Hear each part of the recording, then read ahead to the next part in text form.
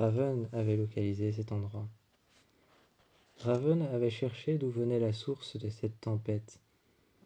En cherchant d'où venait la source de cette tempête, en cherchant dans le désert, en cherchant dans les forêts, en cherchant sur les lacs, qui avaient tous été annihilés les uns après les autres.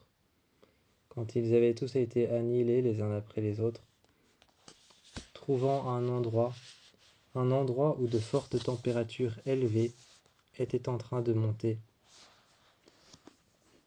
Faisant un zoom sur cet endroit.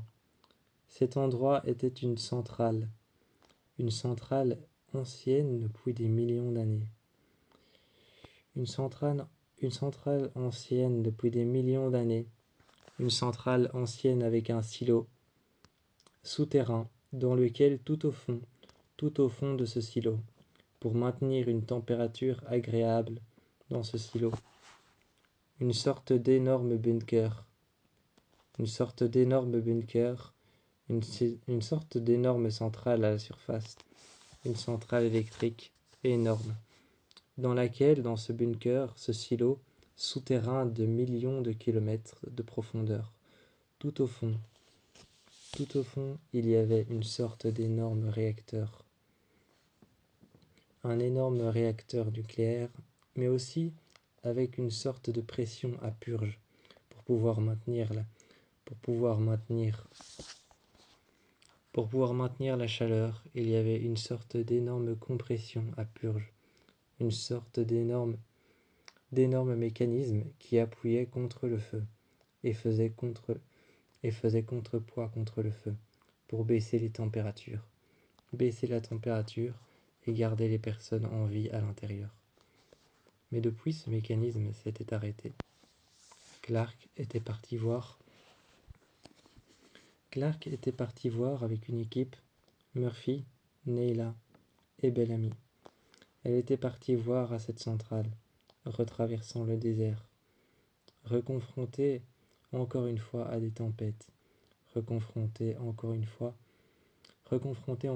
à des tempêtes de verre, de morceaux de verre aussi tranchants que des lames de rasoir, et reconfrontés encore une fois à des vagues de radiation. Ils se cachèrent à l'intérieur des voitures blindées et des fourgons, et ils passèrent le désert et arrivèrent à cette centrale. Le temps de descendre tous les étages, le temps de descendre au fond du silo, sous les ordres de Raven qui était à l'intérieur du camp de quarantaine avec les enfants, les espions, les espionnes et les guerriers qui étaient tous malades, que Abby essayait encore avec sa détermination de sauver, mais elle n'y arrivait pas. Certains espions étaient sur la table d'opération. Certains espions étaient encore dans des tables d'opération, sur des tables d'opération, dans des salles d'opération qui avaient été faites clandestinement, séparés entre des rideaux. Certains étaient encore pleins de sang, le torse ouvert avec les poumons à l'air, maintenus par un écarteur. Une fois à l'intérieur, tout au fond, il fallait réguler la pression. Une fois qu'ils ont régulé la pression sous les ordres de Raven, ils ont apporté les serres hydroponiques avec plusieurs voitures. Plusieurs fourgons blindés ont apporté les serres hydroponiques. Monty a alors apporté ces serres hydroponiques à l'intérieur, régulant la pression, apportant un climat tropical qui pouvait être assez bien pour cette tribu, pour la tribu de la forêt, la tribu des arbres. Pour le clan des arbres, quand ils ont régulé la pression, ils ont apporté un climat tropical, ni froid ni chaud, assez bien pour le clan de la forêt.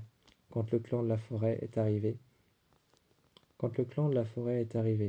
avec leur reine et avec leur roi, ils sont rentrés. Ils ont descendu le silo, les uns après les autres, les espions devant, les guerriers au milieu et juste devant, le roi et la reine, qui sont arrivés en premier. Le roi et la reine du clan de la forêt ont regardé à l'intérieur les serres hydroponiques, leur offrant le même climat que la forêt qui avait été annihilée par cette tempête. C'était maintenant un nouvel habitat au milieu du désert, dans un silo très profond. Un silo très profond, d'1 million d'étages de profondeur, creusant jusqu'au cœur de la terre, et qui était réchauffé par un réacteur qu'on avait refroidi grâce à Raven, sous ses ordres, grâce à Bellamy, à Monty et grâce à Neila. Refroidi grâce à cette équipe, sous les ordres de Raven, il était maintenant refroidi et régulé à une température agréable, une température proximale qui ressemblait un peu à la température d'une vraie forêt. Cette température leur permettait maintenant de vivre d'un quotidien qui était idem à celui qu'ils avaient dans la forêt avant qu'elle ne soit annihilée par la tempête de radiation. Ils étaient maintenant dans ce nouvel habitat, un nouveau bunker qui était leur nouveau chez eux, entourés de serres hydroponiques qui faisaient vivre la plantation autour d'eux, et qui faisaient vivre les arbres autour d'eux contre les murs. Les arbres vivaient, grâce aux serres hydroponiques. Clark leur avait montré comment ça fonctionnait. Et Clark leur avait montré comment faire pour garder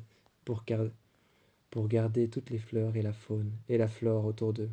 Elle leur avait montré comment fonctionnait le réacteur et comment garder cette température proximale, encore une fois sous les ordres de Raven. Retournés à Arcadia, ils avaient sauvé un peuple, le peuple des arbres et le peuple de l'eau. Retournés à Arcadia, tout pouvait reprendre comme avant.